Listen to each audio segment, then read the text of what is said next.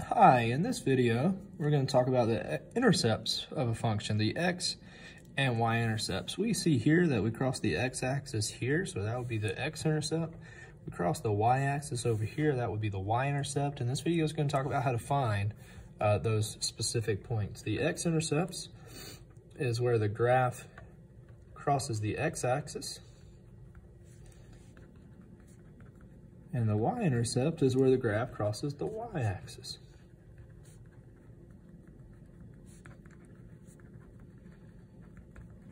All right, in order to find the x-intercepts, we want to factor everything.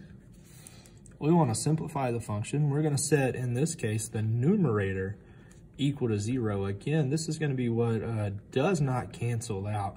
Because if you remember from the last video, if it canceled out, it was a whole. This is where the graph crosses the x-axis. This is a point on the graph, and we can write that point as the x value, comma, 0. To find the y-intercept, we're going to substitute 0 for all of the x values, and then simplify. We're going to write that as coordinate pair 0, y. We can do this with the simplified form of the equation or the original equation. All right, so find the intercepts of each. It's easier to find the y-intercept if we use the original equation. So we plug in 0 for all the x's, and we get 0 squared plus 3 times 0 plus 2, all over 0 squared plus 0 minus 6. The zeros go away because 0 squared plus 3 times 0 is still 0, so we're left with 2 over negative 6, which is equal to negative 1/3. So our y-intercept would be written as 0, comma, negative 1/3, and when we get ready to plot to graph our function, we could plot that on the graph. We're going to factor the numerator. What can we multiply to get 2? That has to give me 3. That's x plus 2 and x plus 1. We're going to factor the denominator. What can we multiply to get negative 6?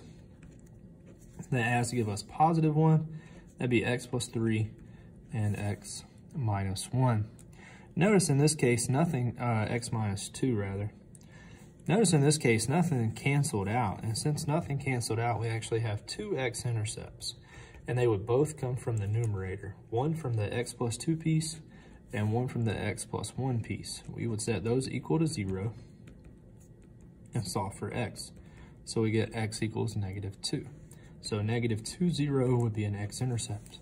We would do the same thing for the x plus 1, and we would get negative 1, 0 as the x-intercept. For our second example, if we plugged in 0 for all the x's, for the y-intercept, we get 0, 2 times 0 squared minus 10 times 0, which is just 0, plus 12, which is 12, and we get x squared minus 6x plus 8. We plug in 0 for the x and 0 for the x. We're left with just 8, and 12 over 8 is 4 over 3. So our y-intercept would be 0 times 4 over 3. 12 divided by 4 is 3. 3 over 2. Sorry about that. So 0, 3 over 2. All right, our x-intercepts, we need to factor the numerator and the denominator. So we factor 2 out. We get x squared minus 5x plus 6. We factor the denominator, x minus 2 times x minus 4. We can factor the numerator again.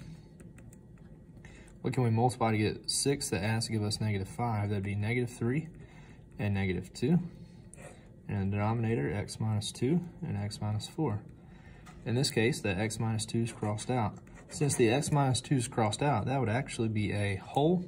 The x minus 4, if you remember, would be a vertical asymptote. We're interested in the x-intercepts right now. So the x minus 3, what's left over in the numerator, is going to give me our x-intercept. So x minus 3 equals 0. We add 3 to both sides, and we get x equals 3. So our x-intercept is 3, comma, 0.